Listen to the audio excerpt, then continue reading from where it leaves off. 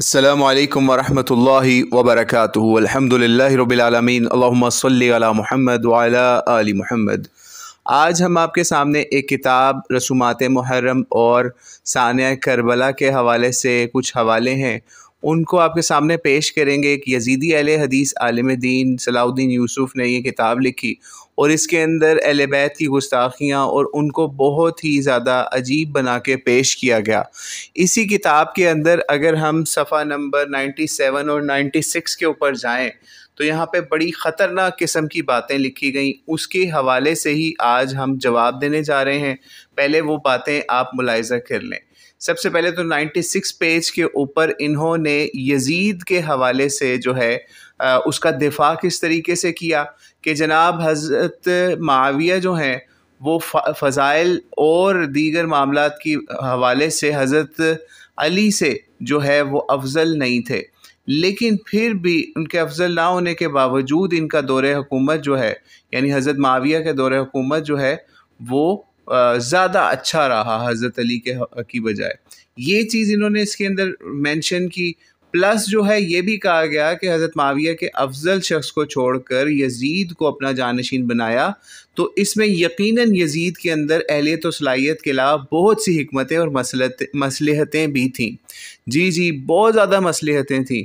पहले तो हम आपको ये चीज़ बताते चलें, आगे चल के तो हम किताब के हवाले से भी इस बात का जवाब देंगे, लेकिन अभी आपको ये चीज़ बतानी है कि इस किताब के अंदर ये चीज़ जो मेंशन की गई कि हज़रत मुआविया का दौर बड़ा अच्छा रहा हज़रत अली के दौर के मुकाबले में, तो भाई हज़रत अली के दौर में किस शख्सियत ने हज़रत अली को बेबस कर दिया, उनको जंगों में उलझा दिया?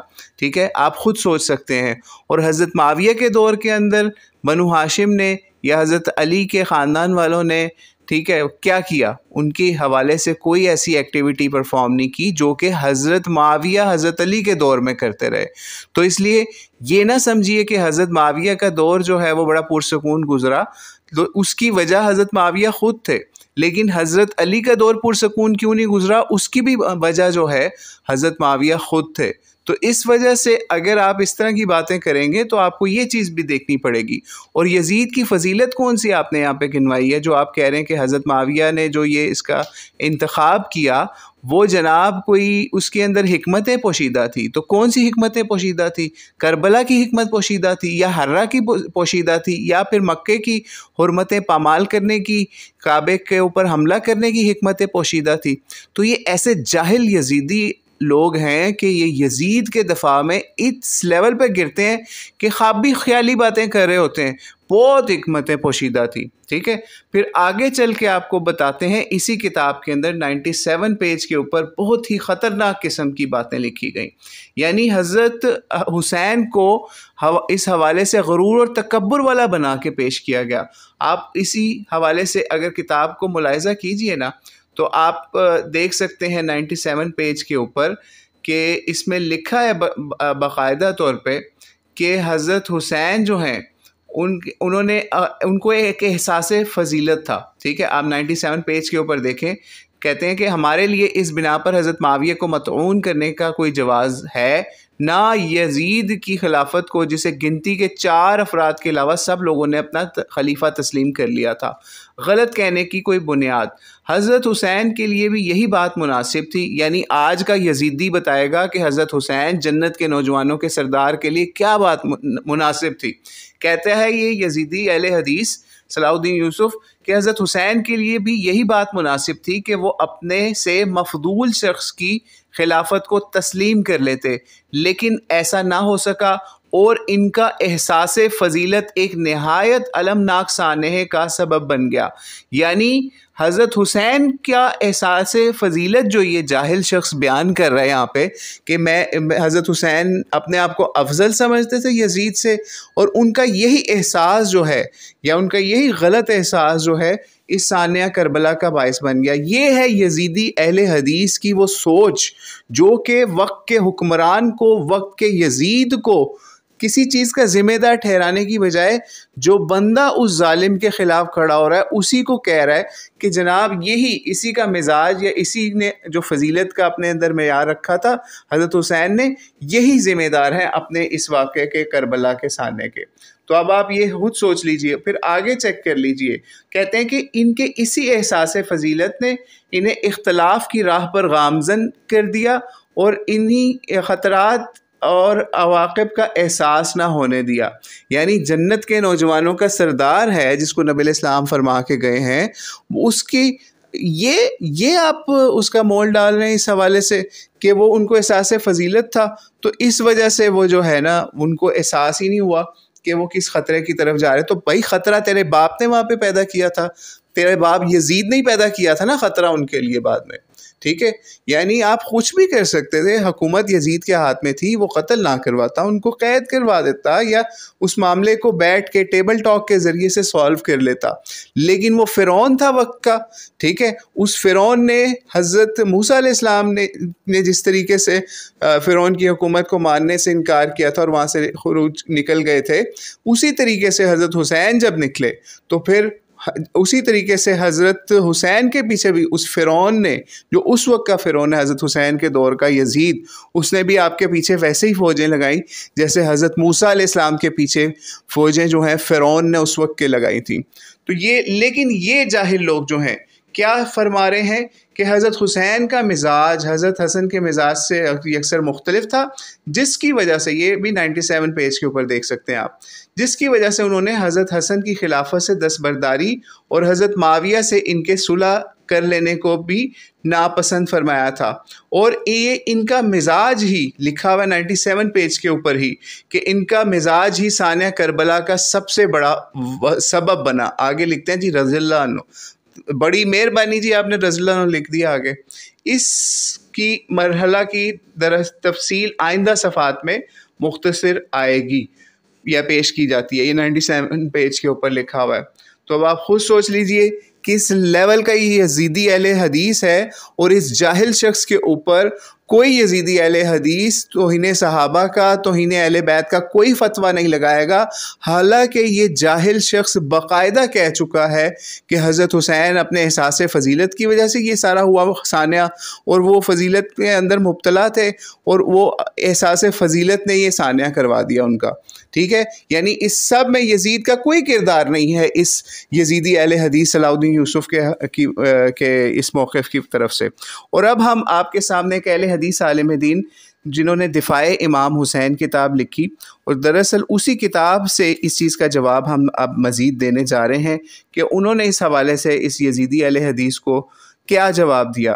یہ صفحہ نمبر 250 ہے دفاع امام حسین کتاب کا۔ لکھتے ہیں، حامیان یزید جہاں سیدنا امام حسین کے موقف پر اعتراض کرتے رہتے ہیں، وہاں امام مظلوم کی شخصیت پر، کردار پر بھی اعتراض کرنے سے نہیں چوکتے۔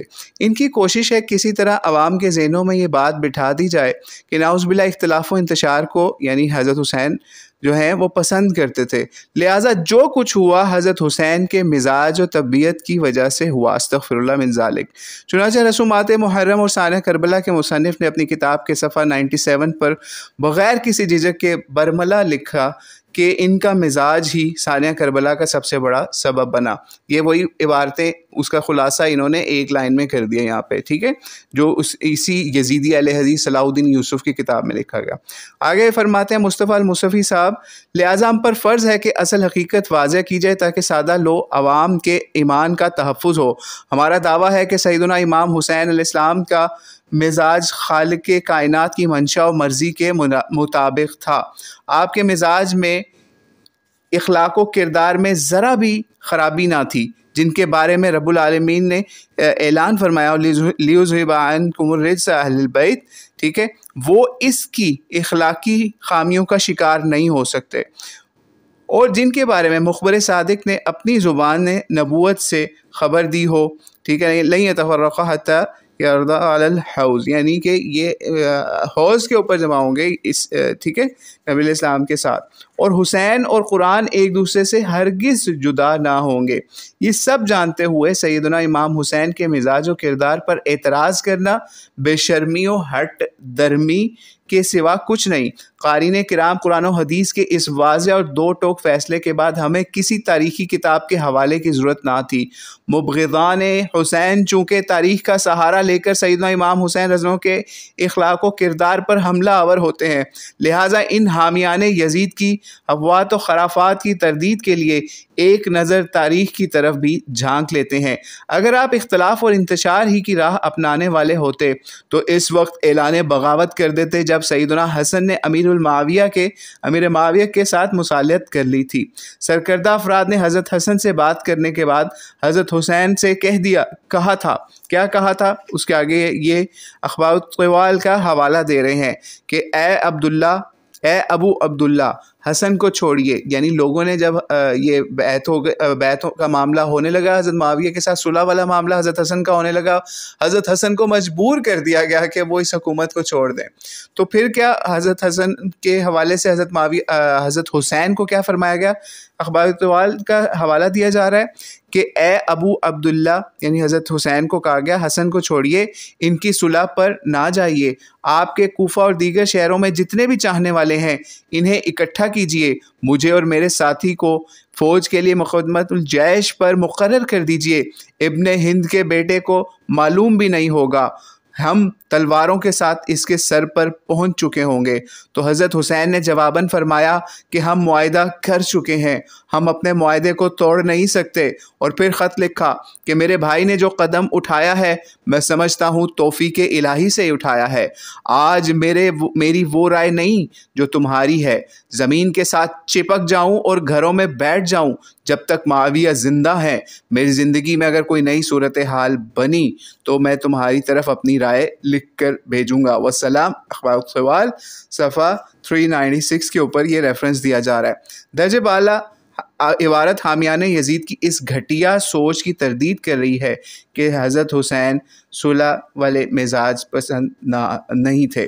تو یہ ایک شبہ تھا جو کہ یزیدی اہل حدیثوں کا ہے، جس کو ہم نے بھی دور کرنے کی کوشش کی، اور اس کے علاوہ ایک اہل حدیث عالم دین دفاع امام حسین کے مصنف مصطفیٰ المصطفی صاحب کی کتاب سے ہم نے حوالے کو پڑھا کہ انہوں نے کس طریقے سے اس معاملے کو ایکسپلین کیا، سمجھایا۔ اور آپ یہ سوچئے کہ اسی یزیدی اہل حدیث صلاح الدین یوسف کے خلاف کبھی کوئی فتویٰ نہیں آیا۔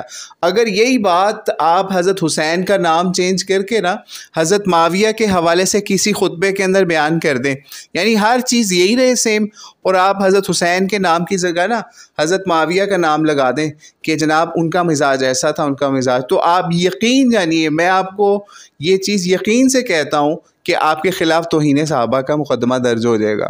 ٹھیک ہے، یہ اس لیول پہ یزیدی اہل حدیث گرے ہوئے ہیں کہ حضرت حسین کی آپ تنقید کر لو، ان کو جو ہے وہ برے مزاج والا کہہ لو، ان کو جو ہے وہ اس طرح غلط بنا کے پورٹریٹ کر دو، آپ کو کوئی کچھ نہیں پوچھے گا، لیکن حضرت معاویہ کے نام کے ساتھ یہ کام کرو تو آپ پھر دیکھنا آپ کا کیا حال کیا جاتا ہے۔